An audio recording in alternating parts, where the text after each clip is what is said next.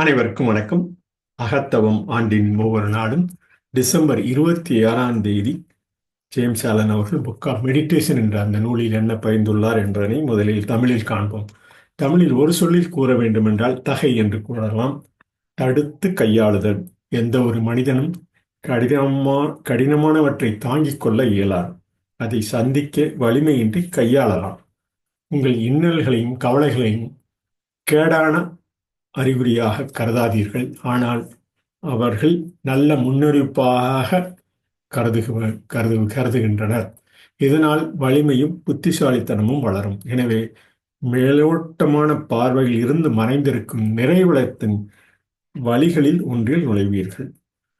இன்னல்களையும் கவலையும் கேடான அறிகுறியாக கருதாமல் நல்ல முன்னறிவிப்பாக கருதி நிறைவளத்தின் வழிகளில் ஒன்றில் நுழைவீர்கள் என கூறி அவர் பதித்த கடைசி பதிவினில் நாம் தமிழில் கூற வேண்டுமென்றால், தீவினையில் அமைதி இல்லை, தவறான கருத்தில் இளைப்பாறுவதில்லை, இறுதி போக்கிடம் இல்லை, ஆனால் நாணத்தில் இருக்கிறது.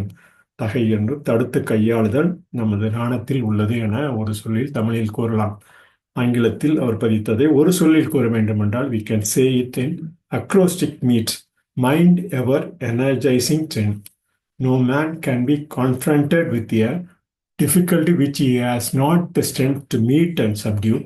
Do not regard your difficulties and perplexities as portentous of ill, but regard them as prophetic of good, which indeed they are.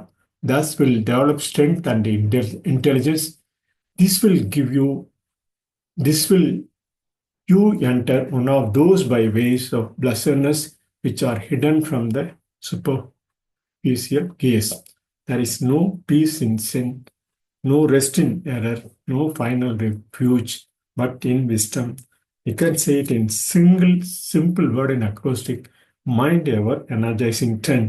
ஒரு சொல்லில் நான் தகை என தடுத்து கையாளுதல், எந்த விதமான கடினமானவற்றையும் தாங்கிக் கொண்டு அதை அது போன்ற இன்னல்கள் கவலைகளின் கேடான அறிகுறியாக கருதாமல் மேலோட்டமாக வலிமையான புத்திசாலித்தனமான நிறைய வளத்தின் வழிகளில் ஒன்றாக நுழைய முடியும் என கருதி இந்த கருதலாம் என ஜேம்ஸ் ஆலன் கூறுவதை தங்களிடம் பகிர்ந்து கொள்வதில் டிசம்பர் 27ஆம் தேதி பகிர்ந்து கொள்வதில் மிக்க மகிழ்ச்சி அடைகிறேன்.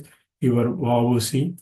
உதயமூர்த்தி போன்றவரின் தொடர்ந்து அறிந்து படித்த நூல்களில் இவரது நூலும் ஒன்று என கூறி இந்த பதிவினை டிசம்பர் 26ஆம் தேதி பதிவினை நிறைவு செய்கிறோம். நன்றி, வணக்கம்.